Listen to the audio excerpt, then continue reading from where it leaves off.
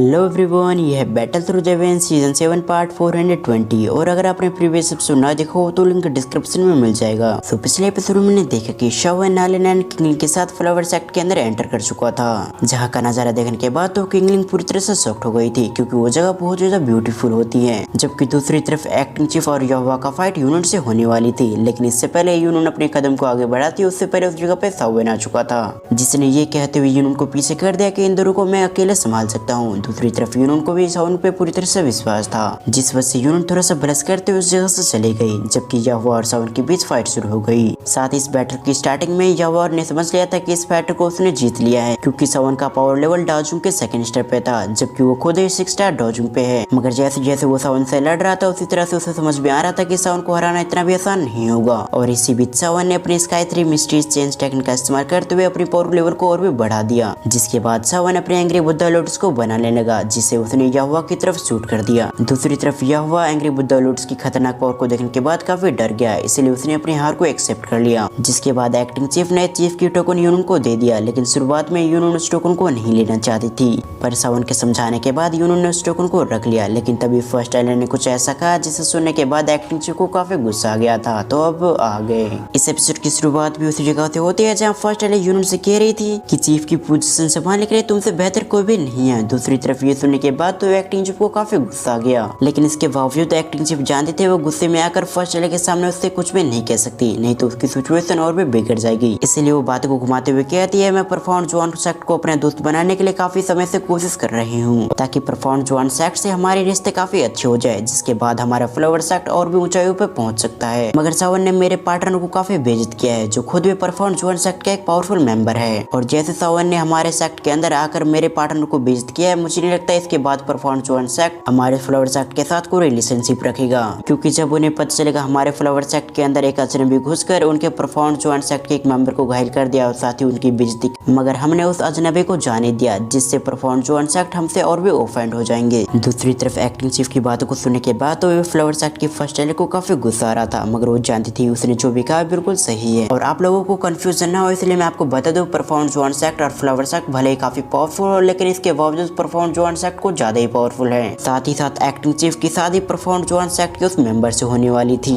और परफॉर्म जुआन सेक्ट भी शादी के लिए तैयार हो गया, क्योंकि उसे पता था एक्टिंग चीफ अगले चीफ बनने वाली है। जिस वजह से एक्टिंग चीफ की शादी यहोवा से हो जाती है तो उनकी स्ट्रेंथ भी काफी इंक्रीज हो जाएगी। वैसे उनका इरादा कुछ और ही था। परफॉर्म जुआन सेक्ट ने पहले से प्लानिंग बना रखी थी, जैसे एक्टिंग चीफ और यहोवा की शादी होती है तो उसके बाद एक्टिंग चीफ के साथ ही साथ फ्लावर सेक्ट भी पूरी तरह से उनके हाथों में आ जाएगा, जिसके बाद वो एक्टिंग चीफ और फ्लावर सेक्ट को अपने मन मुताबिक कंट्रोल कर सकते थे। और परफॉर्म जुआन सेक्ट के बारे में साउन को अच्छी तरह से पता था, इसलिए साउन ने गेस कर लिया था कि परफॉर्म जुआन सेक्ट फ्लावर सेक्ट को पूरी तरह से निकलना चाहता है, यानी कि उसे अपने मन मुताबिक कंट्रोल करना चाहता है। तभी साउन आगे बढ़ते हुए कहता है, अगर कोई व्यक्ति अपने से पावरफुल व्यक्ति से ज्यादा दोस्ती करेगा तो एक दिन वही व्यक्ति उस कमजोर व्यक्ति को अपने इशारों पर नचाने लगेगा, जिस वजह से हमें ज्यादा दोस्ती अपने से पावरफुल व्यक्ति से नहीं करना चाहिए, नहीं तो कहीं ऐसा ना हो कि अपने से पावरफुल व्यक्ति को दोस्त बनाने के चक्कर में आपका फ्लावर सेक्ट ही आपके हाथों से निकल जाए और आपका फ्लावर सेक्ट परफॉर्म जुआन सेक्ट का एक ब्रांच बन जाए। साउन की इन वर्ड को सुनने के बाद तो यहोवा को काफी गुस्सा आ रहा था, उसे मन कर रहा था कि वो अभी जाकर साउन का सर फोड़ दे, मगर वो अभी कुछ भी नहीं कर सकता था सिवाय साउन को काफी गुस्से से देखने के। पर साउन ने पूरी तरह से उसे इग्नोर कर दिया। वो फर्स्ट आइलैंड की ओर देखते हुए कहता है, मुझे पता है आपको अच्छी तरह से पता होगा कि परफॉर्म जुआन सेक्ट कैसा है, साथ ही उसके लोग कैसे काम करते हैं,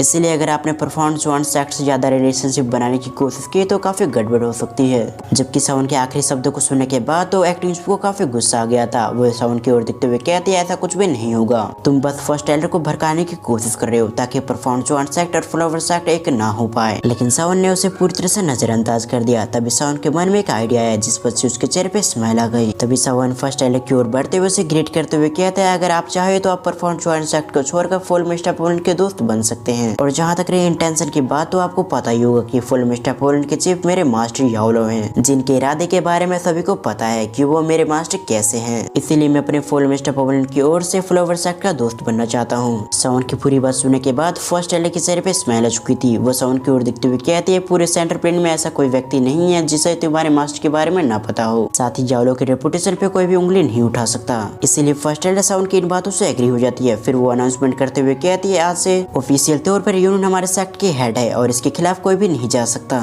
और जो भी हमारे चीफ यूनियन के खिलाफ जाने की कोशिश करेगी हम उसे बिल्कुल भी नहीं छोड़ेंगे। दूसरी तरफ सावन इन बातों को सुनने के साथ ही काफी खुश हो गया था, क्योंकि वो समझ चुका था फ्लावर सेक्ट की फर्स्ट एल्डर फुल मिस्टर पवन के दोस्त बनने के लिए तैयार हो चुकी है। इधर फर्स्ट एल्डर की बातों को सुनने के बाद तो एक्टिंग चीफ को काफी गुस्सा आ चुका था। उसका मन कर रहा था कि वो सावन को अभी जाकर मार दे, मगर वो साथ ही ये भी जानते थे कि सावन के पास हेवनली फ्लेम है, जिससे उसे काफी डर लगता था। और जहाँ तक रही फर्स्ट एल्डर से बात करने के बाद तो अब कुछ भी कहने का कोई फायदा नहीं होगा, जिस वजह से वो गुस्सा करने के अलावा कुछ भी नहीं करती। जबकि हम दूसरी तरफ याहुआ को देखते हैं, जिसे ये सुनने के बाद तो काफी गुस्सा आ गया, मगर वो भी एक्टिंग चीफ की तरह कुछ भी नहीं कर सकता। पहली बात तो उसकी काफी बेइज्जती हो चुकी थी। वो 6 स्टार डॉजिंग होते हुए और उसकी पार्टनर 4 स्टार डॉजिंग होते हुए एक 2 स्टार डॉजिंग को नहीं हरा पाए, और न केवल उन्होंने इस मैच को हारा बल्कि फ्लावर सेक्ट भी उनके हाथों से निकल गया। ये सोचते हुए याहुआ अपने मन में कहता है, ये सब कुछ सिर्फ एक व्यक्ति की वजह से हो पाया है। जिसके बाद वो सावन की ओर देखने लगता है। वो सावन की ओर देखते हुए अपने मन में कहता है, मैं और मेरा सेक्ट तुम्हें बिल्कुल भी नहीं छोड़ेंगे सावियन। पर इससे पहले याहुआ को अपने सेक्ट का सामना करना होगा,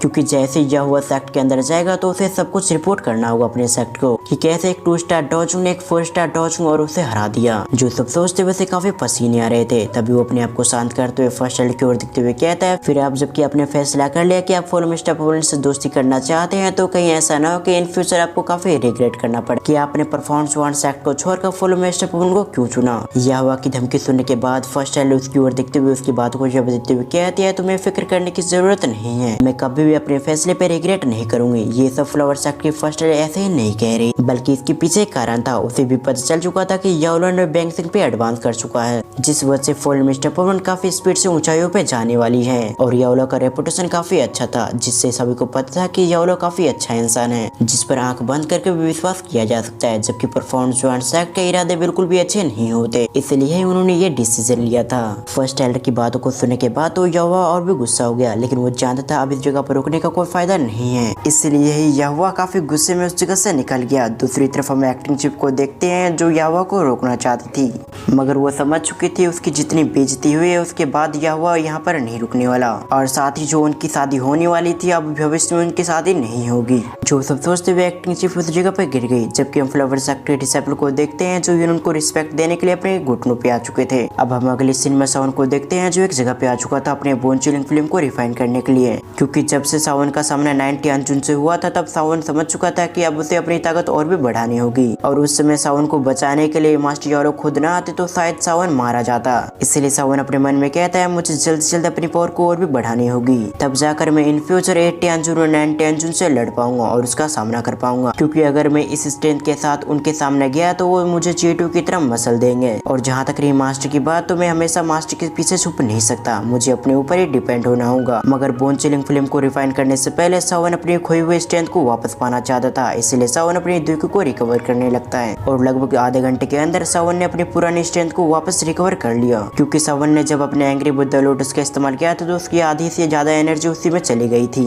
अब कुछ समय बाद सावन अपनी आंखें खोलते हुए कहता है, बोन चिलिंग फिल्म को रिफाइन करने का समय आ चुका है। ये कहते हुए सावन ने अपनी आंख फिर से बंद कर लिया। इस बार जैसे सावन ने अपनी आंखें बंद की तो हम बोन चिलिंग फिल्म को उसकी आंखों में देख सकते हैं। साथ ही साथ सावन अपने हैंड सेल को क्रिएट करने लगता है, जिस वजह से उसकी बॉडी से एक एनर्जी निकलने लग गई थी। और इस जगह पे सावन को मास्टर की बातें याद आती है, जहाँ मास्टर ने कहा था कि बोन चिलिंग फिल्म अब उसके लिए ज्यादा फायदेमंद नहीं होगी। लेकिन इसका ये मतलब नहीं था कि बोन चिलिंग फिल्म सावन के लिए पूरी तरह से बर्बाद था। सावन अपने मन में कहता है, बोन चिलिंग फिल्म मेरे 1 से 2 लेवल को पार करने में जरूर मदद करेगी। तभी सावन के मन में एक थॉट आता है, जिस वजह से उसके चेहरे पे स्माइल आ चुकी थी। सावन अपने मन में कहता है कि बोन चिलिंग फिल्म को रिफाइन करने के बाद फ्लेम मंत्र इवॉल्व होकर 10 क्लास की टेक्निक बन सकती है। ये सब सोचते हुए सावन के चेहरे पे स्माइल आ चुकी थी, क्योंकि अगर ऐसा होता तो सावन की स्ट्रेंथ और भी इंक्रीज हो सकती थी। और भी फ्लेम मंत्र फिलहाल के लिए डी क्लास की टेक्निक थी। सावन इसे देखना चाहता था। पर इसी सीन के साथ हमारा ये पार्ट यहीं पर एंड होता है।